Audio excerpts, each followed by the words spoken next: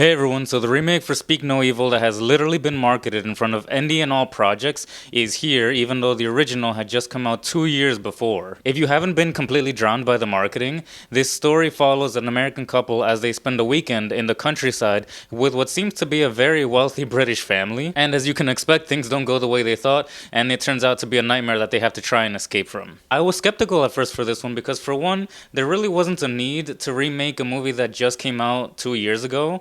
And two, I don't know if it's that the early 2000s kind of tainted my view, but most foreign films that have been recreated for American audiences, at least in my experience, have always felt dulled. And I don't know if it's because they typically were rated PG-13. I'm glad that at least this one was rated R. America in general is a lot more sensitive about what's allowed to be put on screen, which is why you have disasters like the Wicker Man remake. Of course, every rule has its exceptions, but for the most part, it feels like American remakes always hold back to cater more towards broader audiences or feel the need to over-explain everything because we can't process themes or ideas. The original Speak No Evil was essentially a really effective clash of cultures situation, pairing Danish versus Dutch cultures. I'm not versed in either Danish or Dutch cultures, but it felt clear enough to see that confusion and misunderstanding can happen, and that was the point. There was plenty of scenarios that showed this, and outside of that absolutely traumatizing and visceral ending, it had commentary on social norms and politeness and what happens when you ignore too many red flags. And it delightfully riffs on the idea that the more fortunate can still be miserable even though they follow the rules, and how the less fortunate can still find happiness in other ways. The remake kinda does like a British versus American culture thing, and while there is definitely differences, it feels like they try to focus in on a little bit more of the characteristics of the individual characters. But it would have actually been a really interesting idea to have a movie that's actually British versus American culture have its own storyline. And yeah, the execution of the remake was actually pretty fun. It takes the original scenario and plays with new ideas in a way that opens up the conversation of how many other things can go wrong. And honestly, I don't share the criticism of the characters being stupid or why they would go through any of this, because in both movies, that's the point of the plot. It's a movie. Of course you wouldn't let a stranger take your kid for a ride in a Vespa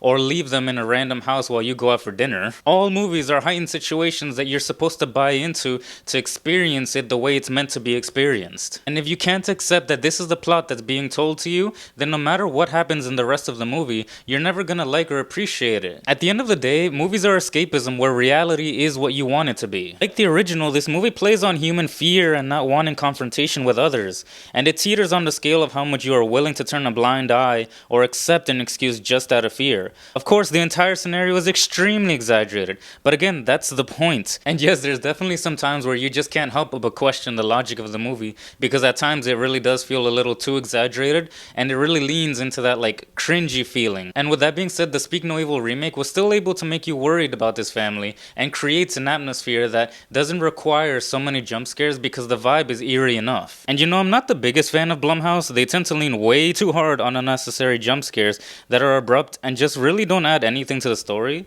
But I don't know if it was James Watkins' direction that really helped, but I felt like the atmosphere was enough to keep you on your toes, and tension was much more important than buckets of jump scares. And it definitely helps that James McAvoy and Mackenzie Davis were brilliant in this movie. Smaller casts really allow you to really get to know these characters more, and boy do we get to know them better. James McAvoy is such a physical and charismatic actor.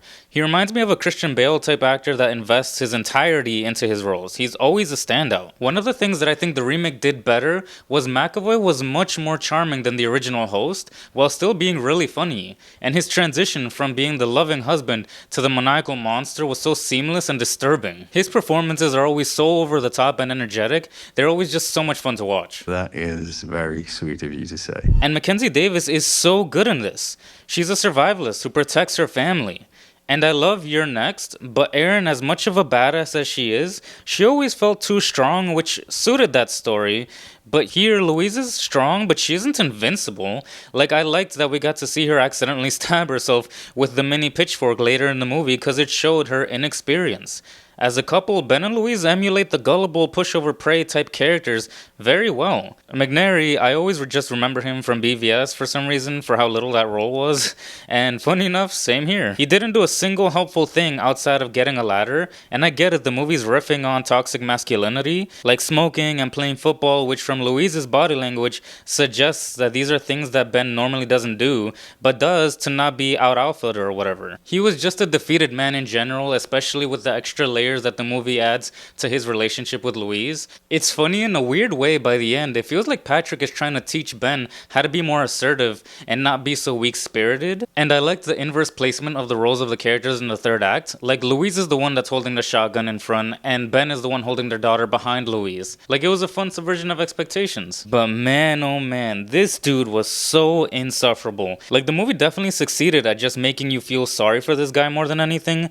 If you haven't watched Unwelcome, it's a cute little movie that has similar commentary on male insecurities that is actually quite a lot of fun. Highly recommend that one. But my biggest criticism of this film is that the original establishes such a strong relationship between the two men that when the lead couple forgives weird events happening, it's typically because of him that they allow it. And they just had such a strong bromance that by the end of it, it's so gut-wrenching when we find out it means nothing to Patrick. In the remake, they have no chemistry. Hell, I don't even think we hear Ben's voice until halfway through the movie. He's so distant from everybody, even from his own daughter. And I get it, the movie's trying to say he's so defeated that he's just a shell of a man, but on screen it just feels like he's so disconnected. This man is literally being dragged to the finish line of the film. His daughter is more helpful in their survival than him. I was also a bit confused that the second half somehow turned into like a home invasion type of movie, and it just started getting more messy and bogged down by a lot of nothing happening for a good chunk of time. I swear, like, at one point Karen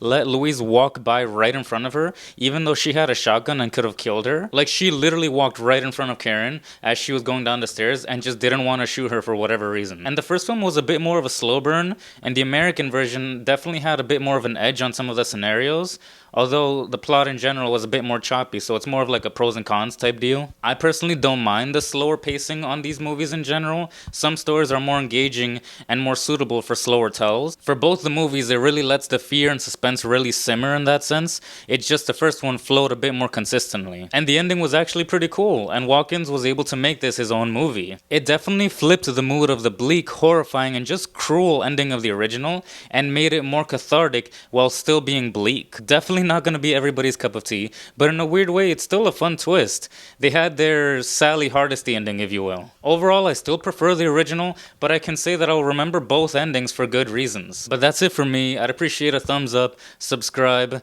Sincerely yours, Anthony.